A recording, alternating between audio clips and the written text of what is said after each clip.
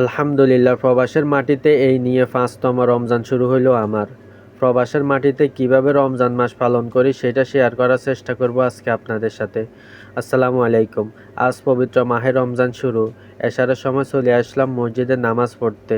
নামাজ পড়ে চলে আসলাম দোকানে, এসে ১ প্যাকেট গরু মাংস নিলাম। এগুলো আমি আমার রুমে শাহাদাত ভাইকে দিয়ে বাজার থেকে আনাইছি। এরপরে যা যা লাগবে এগুলি সব কিছু নিয়ে চলে গেলাম ক্যাশে গিয়ে আমার সহকর্মীকে বললাম যে এগুলি লিখে রাখতে, আর আমি ১ ঘন্টা ছুটি নিয়ে বাসায় চলে আসলাম। এসে এগুলি সব কিছু আমি হাতে কাটতে হয়েছে, তার কারণ হচ্ছে যেহেতু আমার ব্লেন্ডারটা ভাঙা ছিল, তো এগুলো আমার থেকে হাতেই কাটতে হবে। তো হাতে এগুলি সব কিছু কেটে নিছি, আদা, রসুন, পেঁয়াজ, মরিচ, যা যা লাগবে সব কিছু। এই ১ কিলো মাংস আমার থেকে নিচ্ছে যে ওমানি ৩ রিয়াল, বাংলা টাকা পড়ছে যে ১১০০ টাকার মতো, কিন্তু এর মধ্যে ওরা হান্ডি ঢুকে দিছে। যাই হোক, কী করবো, আর রান্না বসা দিলাম। এর মধ্যে দেশ থেকে ফোন দিল, বলল যে আমার একটা চাচা অনেকটা অসুস্থ, ওনাকে হাসপাতালে নিয়ে গেছে, ওনার জন্য দোয়া করার জন্য। তো আমি ওনার খোঁজখবর নিলাম, ওনার জন্য দোয়া করলাম, আর ফ্যামিলির সাথে কথা বলতেছিলাম। আমরা প্রবাসী ফ্যামিলির সাথে এইভাবে কথা বলতে হয়, কাজের মধ্যে ফ্যামিলিকে আমরা সময় দিই। তার কারণ হচ্ছে প্রবাসে কাজ করতেই হবে, কাজ করা ছাড়া প্রবাসে কোনো উপায় নেই। অনেকে ভাবে যে প্রবাসে আসলে শুধু টাকা, কিন্তু কোনো কাজ করা লাগে না। কিন্তু না ভাই, প্রবাসে আপনাকে কাজ করতে হবে, কাজের ফাঁকে আপনাকে ফ্যামিলিকে সময় দিতে হবে।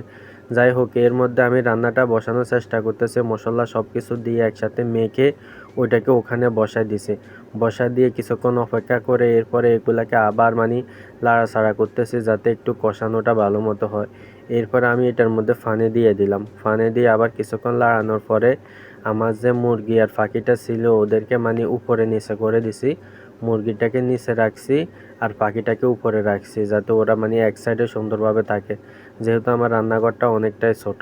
এর মধ্যে দেখতেছি পাখিগুলো দুষ্টামি করতেছে। অনেক ভাই বলতেছেন যে পাখিগুলি ডিম পারছে কিনা। না, পাখিগুলি এখন পর্যন্ত ডিম পারে না। ওদের জন্য একটা বাক্স বসাচ্ছে, কিন্তু এখনও ডিম পারতেছে না। কেউ যদি জানেন অবশ্যই জানাবেন কেন ডিম পারতেছে না।